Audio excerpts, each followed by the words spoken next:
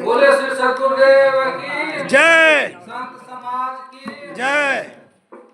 परम आदरणीय साहेब जी, उपस्थित संत समाज, भक्त समाज, श्रद्धालु के देवियों सज्जनों, बड़े देर से हम सभी लोग भजन के माध्यम से संत गुरुजनों के भक्तों के द्वारा भजन और प्रवचन के माध्यम से एक चीज हम लोग सुने हैं। मेरे भाइयों, विचार करके देखिए, सदगुरु कबीर के वाणी को चलना और कबीर मत के विचारों को सुनना ये साधारण बात नहीं है। और यह सत्संग जो है सदगुरु कबीर के अनुभव से जो लिखे आज तक उसका काट भी नहीं है। आज हमारे ग्राम सभा भास्कर बजोली जनपद महाराजगंज में धन्यवाद है कि दो जगह सत्संग हो रहा है और यहाँ आकर के समझ लीजिए भास्कर बजोली धाम में सारे लोग आकर डुबकी लगाते हैं। आप सभी संत गुरुजनों की और भक्तों की असीम कृपा की वजह से हो रहा है कि आप भी लोग नहा रहे हैं और सारे लोग जो गांव के आ रहे हैं वो लोग भी नहा रहे हैं। इसलिए मेरे भाइयों बहनों, हम सदगुरु कबीर के एक पद को आगे बढ़ाते हैं। मरिहो रे तन काले करियो। सदगुरु कबीर कहते हैं, भाई तुम मर जाओगे एक दिन। जब मर जाओगे तो ये शरीर लेके क्या करोगे? इस शरीर के लिए तुम पाप करते हो, कितना कितना छल कपट बेईमानी चोरी हत्या लूटपाट क्या क्या नहीं करते हो। विचार करके देखो तो एक दिन तुम मर जाओगे, तुम्हारा शरीर एक दिन छूट जाएगा। काया बिरगुलचन अनवन भांति, कोई जा रे कोई गाड़ी माटी। यह शरीर जो है रज बीज से बना है, हाड़ मांस से बना है, इसमें टट्टी पखाना मल मूत्र कफ सब कुछ भरा है और रोम रोम से इसमें से बदबूदार पसीना आ रहा है, कान से कचरा आ रहा है, आंख से कचरा आ रहा है, जीभ से लार टपक रहा है और शीशन इंद्र से पेशाब निकल रहा है और मल द्वार से मल निकल रहा है। यह शरीर जो है एक कूड़ा कबाड़ा का घर है। यह इसका बनावट ही अजीब है। तो साहब कहते हैं, मरिहो रे तन काले करियो, काया बिरगुलचन अनवन भांति, कोई जा रे कोई गाड़े माटी। शरीर के छूट जाने पर इसको ले जा करके मुस्लिम भाई लोग इसको श्मशान कब्रिस्तान में ले जा करके इसको दफना देते हैं और हिंदू भाई ले जा करके श्मशान घाट में इस शरीर को रख करके जला देते हैं। तो साहब कहे, कोई जा रे कोई गाड़े माटी, हिंदू ले जा रे तुरुप ले गाड़े, यह भी दोनों घर छाड़े। सदगुरु कबीर कहते हैं, राम बिना न रही है कैसा, अब बाट माज गोबरौगा जैसा। ये पंक्ति बहुत मार्मिक चीज है। राम बिना नर होई है कैसा, अब बाट माज गोबरौगा जैसा। साहेब कहते हैं कि हे भाई, राम को पहले जानो कि राम है कौन। राम हम सभी के शरीरों में विद्यमान है। हम श्रीमद् भागवत को पढ़ रहे थे तो उसमें ध्रुव महाराज का एक आता है कथा। ध्रुव कहने प्रहलाद जी का। प्रहलाद जी अपने मित्र लोग के साथ में बचपन में रहते हैं और कहते हैं कि हे सखा लोग, ये मानव का शरीर 100 साल का है और 100 साल में बाल्यावस्था में हम लोग का बीत जाता है, उसके बाद आता है युवावस्था, उसमें कुछ बीत जाता है, उसके बाद घर जैसे देखने में कुछ बीत जाता है, उसके बाद वृद्धावस्था आ जाता है और ऐसा करते करते शरीर छूट जाता है। इसलिए मनुष्य का शरीर जो मिला है, इस मनुष्य का शरीर खेलने खाने के लिए नहीं है। कमाइए खाइए ठीक है, लेकिन भजन भी होना चाहिए। आप 365 दिन साल में होता है, 365 दिन आप कर्म कर आप कमाते खाते हैं, लेकिन सत्संग के लिए आपको समय नहीं है। और सत्संग में आकर के अच्छे विचार और पारक ज्ञान का जो सद्बोध है वो मिलना बहुत दुर्लभ है और मामूली बात नहीं है। अच्छे संतों की वाणियों को अपने जीवन में चरितार्थ करना बहुत बड़ी चीज है। तो साहब कहते हैं कि कोई जा रहे कोई गाड़े माटी हिंदू जा रहे तुरुले गाड़े ये भी राम गुरु फैशन राम बिना न होई है कैसा।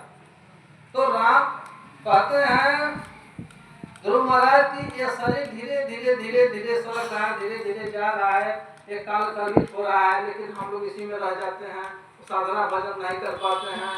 वो देखिए 5 वर्ष की अवस्था में ये बात कह रहे हैं कि बहुत समय कम है, काम ज्यादा है, लेकिन हम लोगों का बाल पक जाता है और हम लोग लाठी लेके चलने लगते हैं, तभी सत्संग में बैठने के लिए समय नहीं। कैसे कल्याण होगा? जीवन भर वही लबड़ा लंपट वाला काम है। बाट राम बिना होई है कैसा, बाट माछ गोबरौरा जैसा। अरे सत्संग में नहीं जाओगे, सदगुरु संतों की बात नहीं सुनोगे तो तुम गोबरौरा के समान हो। धन रूपी मैला को डुबराओ जीवन भर, बाल बच्चों को कमाओ खिलाओ, धन कमाओ, चोरी दलाली करो, घुसखोरी करो, सारा पाप पर कर्म करके कर्म की मोटरी सब बांध लो और खींच के जाओगे। जब 84 में जमराज का डंडा पड़ेगा तो पता लग जाएगा। वाल्मीकि डाकू जो रहे तो क्या कर रहे थे, हम ही लोग जैसे थे, कमा रहे थे, जाके डकैती कर रहे थे, लोगों को मार करके धन छीनते थे। जब छीनते छीनते एक दिन संजोग से सदगुरु संतों का एक महात्म ही अलग है। अगर आप उनका दर्शन करते तभी आपका मन पवित्र हो जाएगा। तो उसी तरह से उनको तो सामने सदगुरु संत मिल गए। तो जब उनको मिले तो कहे कि भाई आप ये बताइए, हमको पेड़ में पहले बांधिए, आपको शक हो रहा है कि हम भाग जाएंगे, पहले आपको पेड़ में बांधने की हमारी बात सुन लीजिए। तो वाल्मीकि से कहे कि बाबू आप जो मार काट करते हैं, इतना मार काट करते हैं, धन ले जाते हैं, सारे लोग भरण पोषण पूरे परिवार का होता है, तो इस जो आप मार काट करते धन छीनते हैं तो उसका पाप जो लगता है, धन तो सब कोई भी यूज करता है, लेकिन पाप में भी लोग सहभागी होंगे न। जय कुछ कहिए तो बात तो सही कर रहे हैं। हम तो हमारा हम तो कमाते हैं, पाप हमारे को लगता है, पापों में भागी लगे तभी हम यहाँ करेंगे डकैती, नहीं तो करने क्या फायदा है। हमारे ऊपर भार न देगा, लोग खा करके मौत करेंगे। तो गए तो पूछे, अपनी माता से पूछे, पिता से पूछे, अपने बच्चों से पूछे, पत्नी से पूछे कि भाई जो हमसे पाप कर्म होता है, आप लोग को धन छीन के लाते हैं किसी का, तो जो पाप कर्म करते हैं वो पाप में भी आप भागी देने नहीं। तो कहेंगे नहीं भाई, हम आपको थोड़ी कहते हैं कि हम आप धन लूट के लाइए, किसी का गला काट के लाइए, किसी को मार के लाइए। तो उनको झटका लगता है। संत की वाणी जो है तो परख लिया, फिर धनवान हो गया, तो सुख और शांति को पा गया। तो क्या हुआ कि वो आए वापस, उनके चरण में गिर गए और कहे महाराज हमको माफ कर दिए और बहुत हमसे गलती हो रहा था, आज आपका हमको सानिध्य मिल गया, आपका आशीर्वाद मिल गया, हमको ज्ञान हो गया कि हमको जानकारी होगा कि हम जो पाप लग रहा है हम ही को भोगना पड़ेगा। आपन करनी आपके नाम आएगा बाप के, अपनी करनी अपने भोगना पड़ता है। शायद कहे भी है कर्म प्रधान ईश्वर रचिया का, जो जस करे सो तस फल चाखा, नहीं को सुख जो कर दाता, निज कृत कर्म भोग सब भराता। हे भाई अपने अपने कर्मों का फल हम सभी को मिलता है। तो राम को हमको जानना चाहिए। शायद कहे कि रंग ते रंग उपजे सब रंग देखा एक, कौन रंग है जीव का ताका करहूं कि रंग से रंग उपजे। अगर एक रंग को अगर सफेद को मिला दिया जाए अगर हल्दी के साथ तो लाल हो जाता है। जैसे पूजा तो पहले लगे बच्चे सब बनाते थे, बाणी उड़ी बनाते थे, आज भी आप लोगों को याद होगा। तो एक रंग से दूसरे रंग अगर हरा और लाल को मिला दिया जाए तो काला हो जाएगा। तो एक रंग से दूसरे रंग को मिला देने पर वो रंग दूसरा बन जाता है और वह जड़ है, उसके अंदर चेतना का गुण नहीं है। रंग के रंग उपजे सब रंग देखा एक, कौन रंग है जीव का ताका करहूं विवेक। इस शरीर के अंदर चेतन आत्मा है। हम जो कह रहे हैं देखिए सारे लोग सुन रहे हैं, इसमें सभी शरीर में आत्मा है और वह आत्मा ही हमारी बात सुन रहा है और आत्मा ही कह रहा है। यह शरीर जो है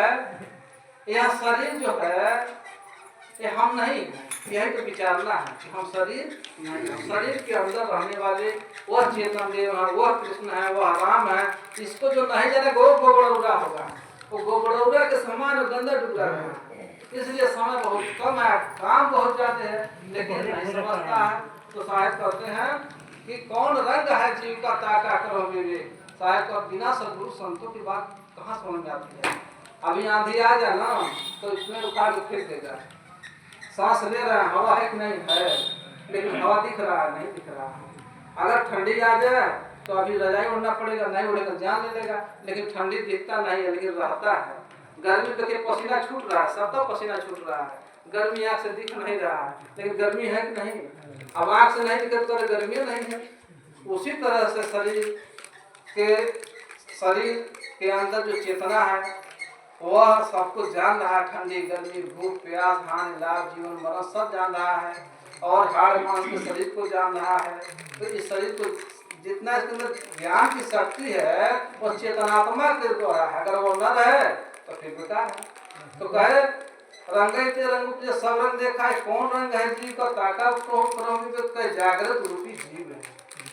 यह जीव जो है जागृत रूपी है, लेकिन शब्द का सुहागा पा गया। अब देखिए एक राम शरीर के अंदर सब में बसा है, और एक राम भूल करके राम जप रहा है। विचार करके देखिए, राम भूल करके राम जप रहा है, पाएगा अब जगड़ से मिल जाएगा।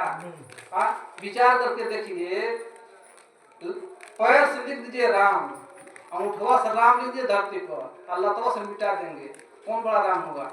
यही राम जो है मूर्ति को गरेंडर से गढ़ के पूरा छाती पर चढ़ करके गढ़ेगा, और गढ़ करके मूर्ति एकदम आकार बना देगा। और यही राम मूर्ति का स्थापना करके वही माथा पटक के भीख मांगेगा, तो धान दे दीजिए हमको, बेटी बेटा दे दीजिए हमको, क्या दे दीजिए, ऐसे भजन होगा। जहाँ राम है वहाँ आपका ध्यान नहीं है। कहे जहाँ राम तहाँ काम नहीं, जहाँ काम नहीं राम। आपको धन दौलत प्यारा है, बेटी बेटा प्यारा है, और खेती गृहस्थी प्यारा है, नौकरी चाकरी प्यारा, तो राम कहाँ मिलेगा। कहे तू तो सब में मिल रहा, मैं न मिलूंगा तो नहीं, तू तो सब में मिल रहा है, तो हम तुमको कहाँ से मिलेंगे। हाँ, अभी किसी को काम नहीं छोड़ता है, सत्संग में जाने के लिए समय नहीं, हमको तो बहुत काम है। अरे भैया जिंदगी बीत जाएगा, मर जाओगे, लेकिन तुमको फुर्सत नहीं मिलेगा। इसी में से काट कपट के 2 मिनट 4 मिनट 10 मिनट समय निकाल तो सत्संग में जाओ, बैठो साधु संतों के बीच में बैठो, तो हमें पता लगेगा कि क्या होता है। और जब नहीं जाएंगे, नहीं सेवा करेंगे, नहीं झुकेंगे, यहाँ लोग आते हैं, आप लोग आए हैं, नहीं कुछ किए तो सलामी किए सबका, कि साहेब बंदगी किए, झुके ना अपने आप को। जो राजा आएगा यहाँ झुकने आएगा, कहेगा हमको बैठ कर सलाम करना पड़ेगा, तो माहे आएगा, तो बताइए वो आएगा सत्संग में। इसलिए हम आते हैं साधु संतों का दर्शन करने, साधु संतों की बातों को सुनने, आत्मा को जानने का जो हम साधु संतों के द्वारा जो उद्देश्य होता है उसको सुनने के लिए, और अपने जीवन में अपने जीवन को कृतार्थ करने के लिए हम सत्संग में आते हैं। समय कम है और साहिब को भी हम लोग को सुनना है, इसलिए हम ज्यादा न करते हुए अपने वाणी को विराम देंगे। बोलिए साहेब बंदगी, साहेब बंदगी, साहेब बंदगी, साहेब बोलो जब पूरा करी साहेब बनाई।